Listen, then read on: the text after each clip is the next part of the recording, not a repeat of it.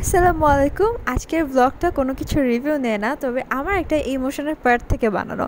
আজকের ভোরটা আমার জন্য ছিল অনেক বেশি সুন্দর। এই যে আমার বোন আর দুলাভাই আমাদেরকে ঘুমন্ত অবস্থা থেকে জাগ্রত করে নিয়ে যাচ্ছিল ভোরবেলায় নাস্তা করাতে। তো আমরা কি আর নাস্তা এখানে সেখানে করতে পারি, তাই আমরা দল বেঁধে চলে যাচ্ছি 300 ফিটে। এই যে আমরা এখন নেমে পড়েছি আমাদের গন্তব্যে, তবে সবার ঘুমো ঘুমো অবস্থা। তবে এই ঘুম আমাদের চোখে বেশিক্ষণ ছিল না, কজ আমরা একটু পরে একসাথে হয়ে তুমুলভাবে হাহাহিহি শুরু করে দিয়েছি। আমরা চলে এসেছি পূর্বাচলের একটা রেস্টুরেন্টে, সরি, হোটেলে চলে এসেছি আমরা। আর এইটা ছিল সেই রাস্তাটা। তো আমরা যেখানে বসেছিলাম একদম একটু গ্রাম্য পরিবেশ ছিল, জানালার পাশে। এই জায়গাটা আসলে বসতে ভালোই লাগছিল, আর আমরা সবাই মিলে ওয়েট করছিলাম সকালের খাবার আমরা কখন পাবো।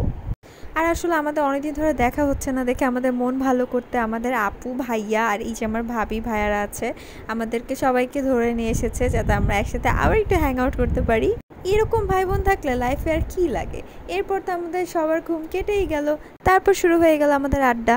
একটু একটু করে আমাদের নাস্তাও চলে আসতেছে, আর আমাদের আড্ডাও জমে উঠেছে। Actually we are not cousins, আমরা আসলে বেস্ট ফ্রেন্ডস। তবে হ্যাঁ, আমার অন্য ভাই বোনদেরও মিস করছিলাম খুব। নেক্সট ডে ইনশাল্লাহ আমাদের আবার প্ল্যান হবে। এরপরে চলে যাচ্ছি আমরা চা খাওয়ার উদ্দেশ্যে, আর ড্রাইভ করছে আমাদের পিঙ্কি আপু। পিঙ্কি আপু কিন্তু বেশ ভালো ড্রাইভিং শিখে গিয়েছে। সে আসলে সব দিক থেকে প্রতিভাবান একটা মানুষ। কজ আমরা অনেক ফান করছিলাম এটা নিয়ে যে পিঙ্কি আপু ড্রাইভ করতেছে, আমাদের অ্যাক্সিডেন্ট না করে ফেলে, আমরা উল্টে না যাই। কিন্তু আলটিমেটলি আমার বোন খুবই ভালো গাড়ি চালাচ্ছে। যাই হোক, পিছিয়ে চলে আসতেছে আদিত্য আর আমাদের ভাইগনা। তো আমরা সবাই মিলে যাচ্ছি আমাদের চা খাওয়ার উদ্দেশ্যে। আর এখানে আমাদের ভাই কত কেয়ারিং, আমার বোনটাকে কত যত্ন সহকারে ড্রাইভিং শেখাচ্ছে। এরকম হাজব্যান্ড আসলে ঘরে ঘরে থাকা উচিত না, শুধু আমার পিঙ্কাপুর ঘরেই থাকা উচিত। যাই হোক, এরপরে আমরা চলে আসছি চা খাওয়ার ব্রেকে, মানে মাঝখানে আমরা কাশফুলে চলে আসছি। আর এই কাশফুলের জায়গাটা তো তাদের রোম্যান্টিকভাবে দেখাই যাচ্ছে। আসলে পিঙ্কি আপু আর ভাইয়া হচ্ছে আমার আইডল। তারা এত বেশি জলি আর এত বেশি রোম্যান্টিক, কি বলবো, আমার ভাই বোনগুলো আসলেই জোস। তো যাই হোক, এরপর আমাদের কাশফুলের ছবি টবি তোলাও শেষ হয়ে গেল। এবার আমরা সত্যিই চা খেতে চলে যাচ্ছি।